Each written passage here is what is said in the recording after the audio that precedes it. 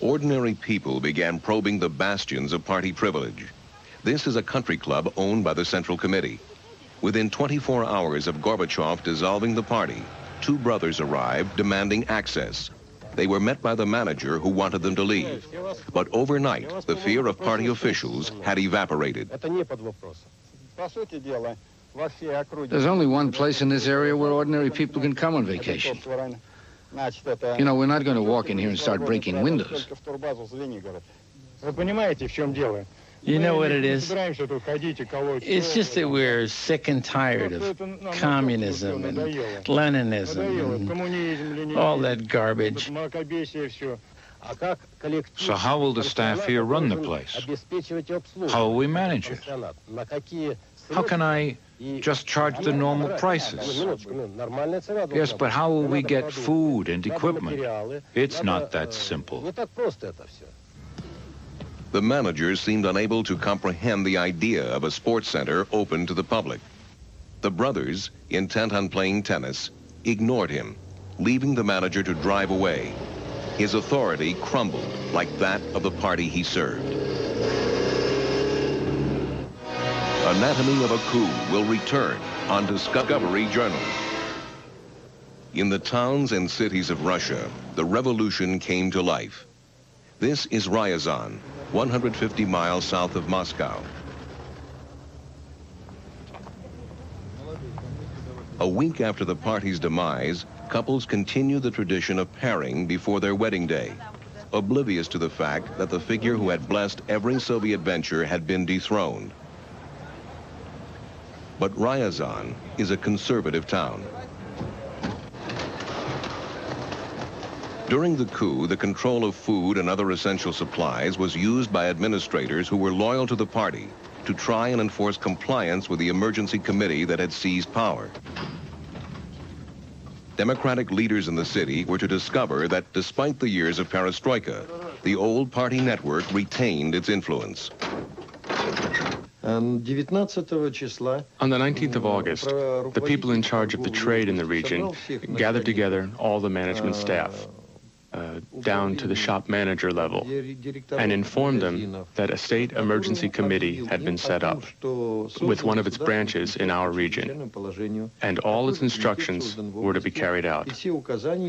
Those who didn't support this committee and failed to carry out these instructions would, in principle, be unable to obtain either food or goods from the warehouses. Arriving at Ryazan to implement the revolution is Boris Yeltsin's inspector. Nikolai Molotkov, a people's deputy, was personally appointed by Yeltsin 3 days after the coup. He is an envoy of change.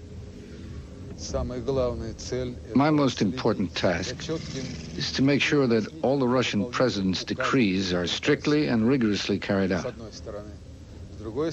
I also have to coordinate the activities of the local and regional councils. If there's any opposition, I've got the right to dismiss any regional official who refuses to follow instructions. Nikolai Molotkov's appointment is in the Russian tradition, a strong leader ensuring that his order is carried to the provinces. Catherine the Great, already in her reign, introduced the institution of viceroys, her representative on the spot.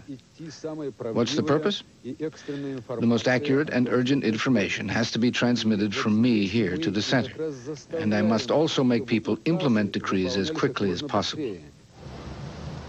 At the regional party building in Ryazan, the process of dismantling communist power has already begun. Two deputies arrived to begin examining documents to establish which officials were implicated in the coup. Viktor Lozinski is an icon restorer who has never entered a party building before. Now he has power over their offices. He recognizes that he's a symbol of the revolution, but he exercises his newfound authority reluctantly. I don't get much pleasure from this. To be honest, I feel rather awkward that these people behaved like they did, forcing us to go into their building and lock them out. You know, I'd much rather be restoring icons and paintings. That's my profession.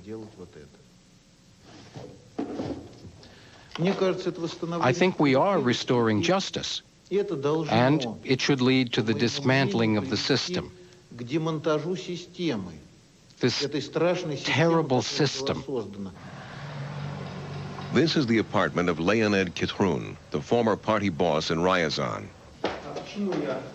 A policeman still watches his door, no longer a symbol of importance, but now as a guard. Kitrun's wife answers the door. In a matter of days, the powerful had become pathetic, cowering figures. He's sick. He's sick.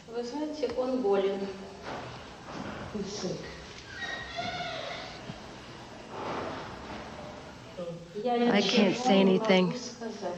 I'm just his wife, and I can't say anything. I'm not well. You must understand. In Moscow, middle-ranking party workers are trying to adjust to life without the party. Andrei Kachin worked in the Central Committee. One of his tasks was to handle letters sent to President Gorbachev. When the party was dissolved, he lost his job. Andrei Kachin is signed on at the local employment office, where for the first 2 months, he'll receive his full salary. Until a month ago, unemployment for a party official was simply unthinkable. It's very awkward for me. This isn't something you ever planned for. I never imagined I'd be unemployed. The very word unemployed doesn't even appear in the Soviet dictionary. That was for other countries. America or England. But certainly not our country. That's what we were taught all our lives. That's what I used to think. I believed that. For those people who worked for many years and were rooted in the system, there's now a total void in their lives. It goes far beyond just losing a job.